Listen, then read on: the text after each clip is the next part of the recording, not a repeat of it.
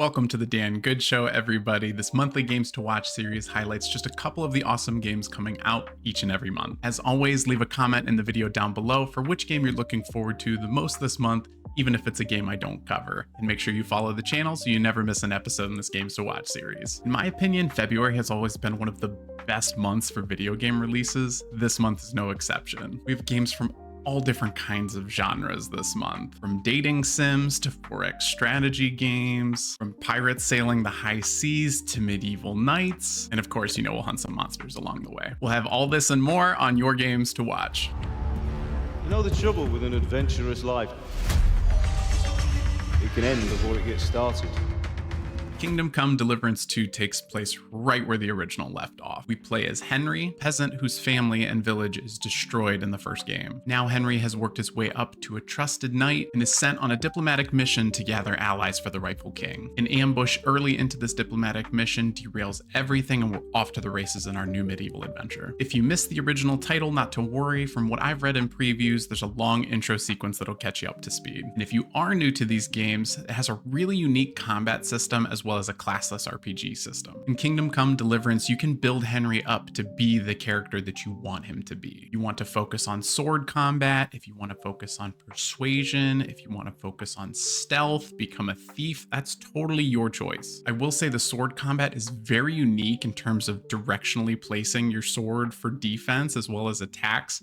Very tricky, very satisfying. They've also added some new ranged weapons in Kingdom Come Deliverance 2. You'll have access to a crossbow as well as an early firearm. There's also a unique spin on quests for this series that I really appreciate as well. A little bit stressful, it's also really cool. The speed in which you complete things in the original game matters. How quickly you complete side quests and main quests will actually impact the way that the NPCs interact with you, the way the world reacts to Henry. This can be a little stressful because sometimes you might spend a little extra time on something that maybe you shouldn't. You could miss a quest altogether and dramatically change things. I haven't seen too many details on how quests play out for the sequel, but I have to imagine we'll see the same flow. The sequel also promises to be much larger than the original and will split our time between the Bohemian Paradise and the city of Gutenberg. Once you've done everything that Kingdom Come Deliverance 2 has to offer, not to worry, there's a whole year of post-launch content planned. Everything from new story DLC updates to a hardcore mode to horse racing. You will have plenty of things to do over the course of this year.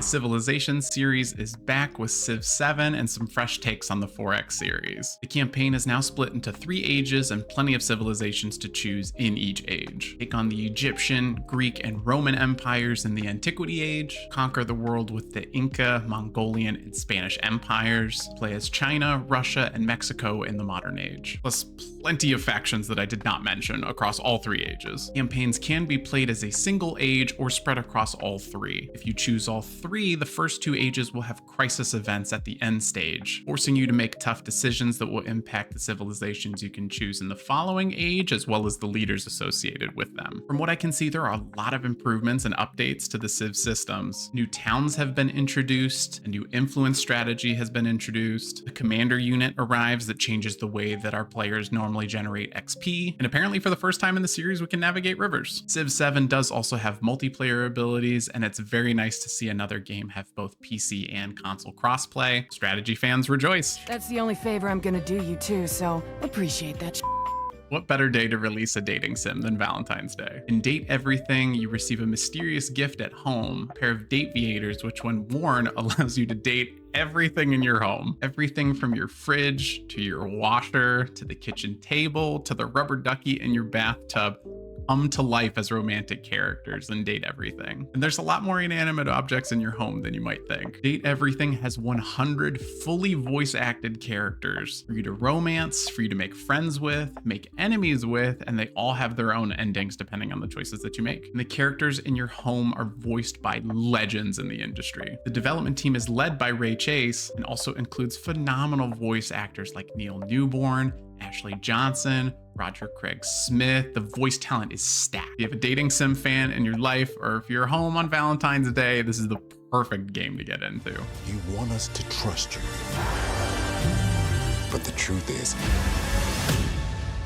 you scare us. We've been waiting on Avowed for a long time, but honestly, it looks like it's worth the wait. Obsidian is back with another RPG title set in the Pillars of Eternity universe, but more of an Outer Worlds style with a high fantasy setting. Our character sets out as an envoy to the Living Lands in order to put a stop to a plague on behalf of the Empire, but all is not as it seems. Like Outer Worlds, we'll spend a ton of time with companions. Character Creator will allow us to choose a variety of backgrounds and attributes that will impact our story. Combat is also super customizable, and I think has been a highlight anytime we've seen this game. You want to go with a traditional sword and shield, that's totally your choice. You can go as insane as dual-wielding magic wands. You can have a rifle with a sword. And the skill trees allow you to hone in on a particular weapon type if that's your preference. Avowed will have biomes, much like Outer Worlds has planets, allowing this game to have a heavier emphasis on storytelling rather than exploring a vast open world. In that story, like I said, not everything appears as it seems. It seems like there's a lot of different endings. You can go the full good route. You can go the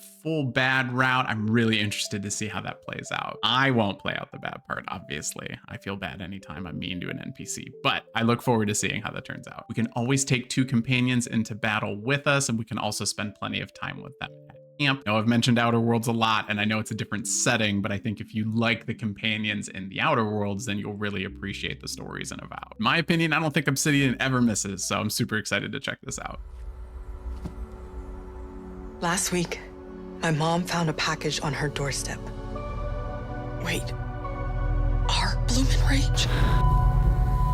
Lost Records Bloomin' Rage is the next title from Don't Nod, who you may know from the Life is Strange series. It follows a group of 4 high school friends who reconnect after 27 years of silence when they have to come to terms with a long-buried secret. Lost Records takes place in rural Michigan between the 2 timelines, when the friends meet in high school in 1995 and when they reconnect in 2022. Like the Life is Strange titles, the things that you say, the things that you do, or the things that you don't say and do will have real consequences on the relationships that you build with your friends. And I love the idea of having interactions in between both timelines where you'll see the early foundations of those friendships or the consequences of those friendships. I think hopping between the 2 timelines is something really fresh to this kind of game. I feel like Don't Nod has been really cagey on the story details for this, so we don't have a lot. I kind of think that's a good thing. Sometimes with movies and video games, we know a little bit too much. I like that we don't really know this secret that the friends are coming back to, so I can't wait to dive in. An important note for this game, it is split into 2 episodes. Bloomin' Rage Tape 1 releases February 18th. Tape 2 releases April 15th as a free update. If you need more of that Life is Strange style, Lost Records is here. Bunch of wannabe swashbucklers, huh? That don't sound half bad.